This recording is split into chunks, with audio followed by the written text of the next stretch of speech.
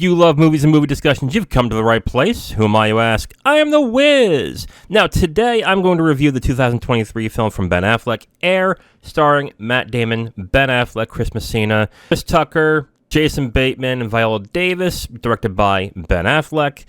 I'm going to do this review a little differently this time. We're going to try a new format, see how it goes this week, and if it doesn't work, I'll change back. But I think I got something here that many people might enjoy. So what I'm going to do is what I'm going to call a 3-point review. Instead of just having an exhaustive review, I'm going to choose 3 points that I think are necessary for you to know whether you're going to enjoy the film or not. These 3 points can be positive, they can be negative, but I think these are the 3 most important things that you need to know about this film. So why don't we get into it? Here is the 3-point review of Air, directed by Ben Affleck. Now let's get with the plot first. Now this movie is basically about Sonny Vaccaro and Nike courting Michael Jordan to be part of their brand. If you've heard of this story before, this has been written about a bunch, and if you're into sports, you might already know the story. This was monumental for a number of reasons. At the time when Nike was courting Michael Jordan, they were in 3rd place in the shoe market. I think it was, if I remember, it was Adidas was first and Converse was second, and on a distant third, it was Nike. And then there are several things about this deal that were monumental for the time. And the film lightly goes over that, but why don't we get into what I think are the 3 points that you need to know about if you're going to watch Air. First off, Air has a great cast. The cast in this movie is one of the big highlights, I think, of the film. Of course, you have Matt Damon and Ben Affleck. Matt Damon plays Sonny Vaccaro, and Affleck plays Phil Knight, and I think one of the funniest performances I've seen of somebody who is just being an eccentric, essentially. I thought that was a good performance. It also has Jason Bateman, Chris Messina in a very good performance. It has Chris Tucker, who is actually surprisingly good in this, as well as Marlon Wayans. I thought he was very good. But I think the best performance of this film is actually Viola Davis. Now, I am a fan of Viola Davis. I think she's a great actress. I don't think how you could not think she's a great actress, but I think she's a great actress. But she makes Dolores Jordan, which is Michael Jordan's mom, a very important but also very respected character in this movie. Whereas I think in other films, this character would have been not just a big bad, like something that the main hero, Sonny, would have to overcome to win Michael Jordan's business. The film was written, and how Viola Davis portrays Dolores in this movie is subtly a character that really cares about her son and his station in life. And it was done very well with Viola Davis in this movie. Could other actresses could have done this? Sure, but Viola Davis performs this character really well. And I think she is actually the best performance of the film.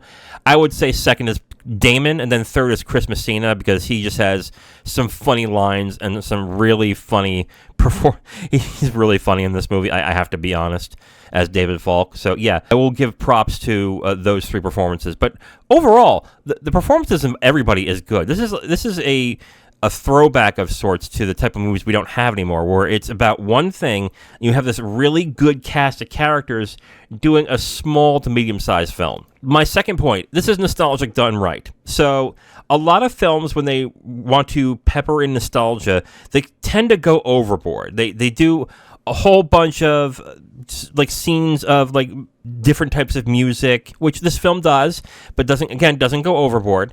Or they really hone in on, hey, it's this time period, you're seeing this, you're seeing that, and it's like, okay, I get it, yes, I'm in this time period, I get it.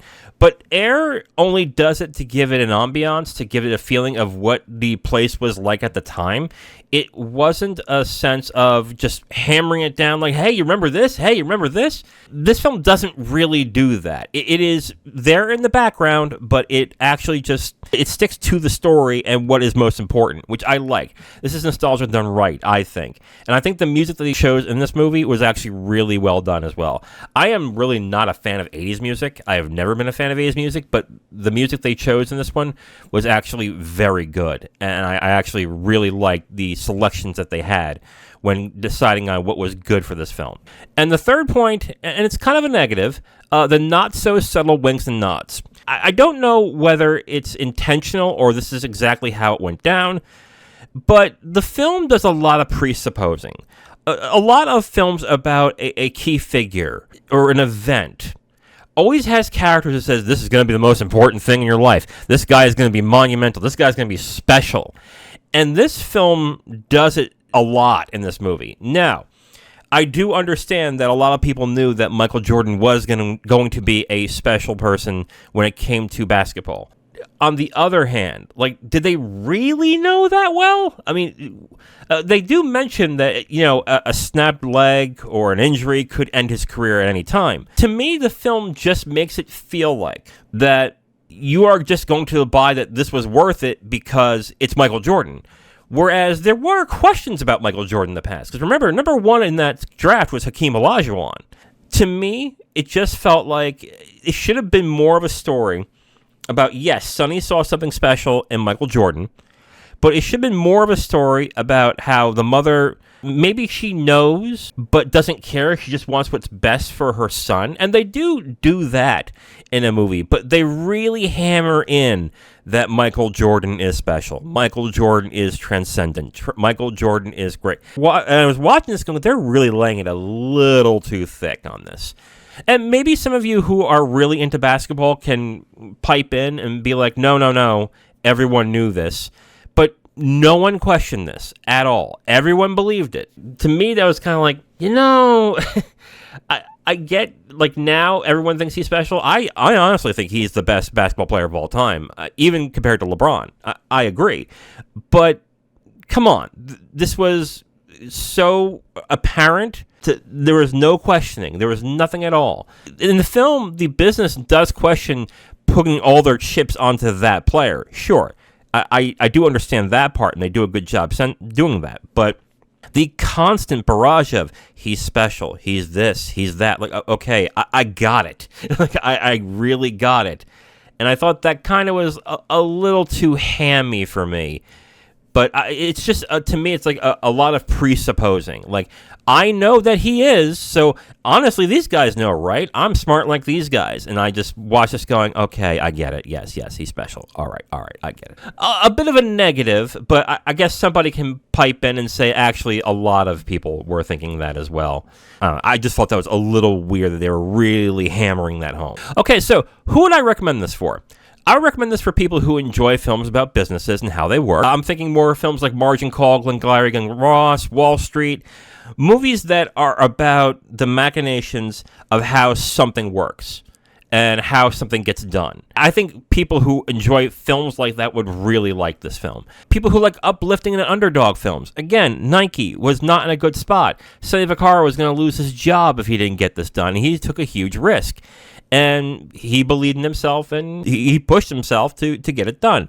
And that's a sort of uplifting kind of movie. The other one is films with great actors that are character-driven, that are hardly made anymore. Nowadays, when it comes to films, unless it is a prestige film, you don't get a big cast of important actors. Unless you're Scorsese, unless you're Christopher Nolan, you don't get this kind of cast. You really just don't, because they're all worried about making their money, getting their checks, and getting a lot of awards if they're going to do that. So that's why the important directors get that. Not that I don't think Ben Affleck is a great director. I think he is. I think he's a very good director. But he's not on the Scorsese, Nolan, Anderson level that you would expect these type of actors to want to get into. And I found that kind of refreshing to see this again, where this was more prevalent in the 90s and 2000s. So if you miss this type of film that isn't like an epic, but it has a good cast, I think you'd enjoy this too. Who I would not recommend this for? People who like sports movies for the sports. There is next to no sports in this movie. You'll see highlights of Michael Jordan playing basketball when he was in high school and in college, but that's it.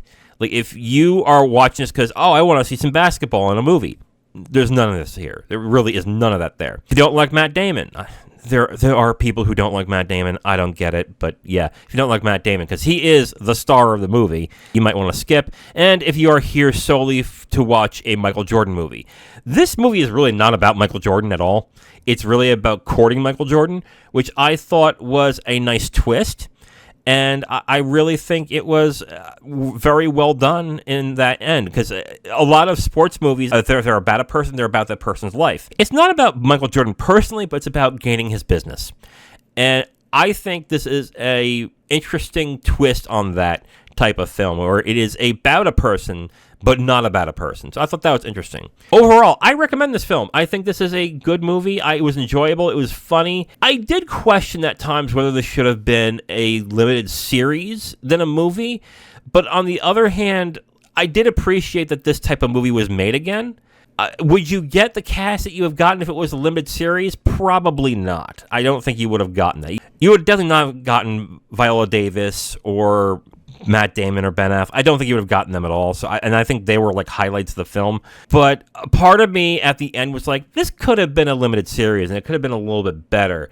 But I did enjoy this film. If you are interested in it, I'd recommend Air from Ben Affleck. Now, if you want my full review on this movie, you can go to my website at IamTheWiz.com. You'll have my full written review right on the site, along with a link to the video that has this review that you've just listened to. All right, so next week, we're going to do political films.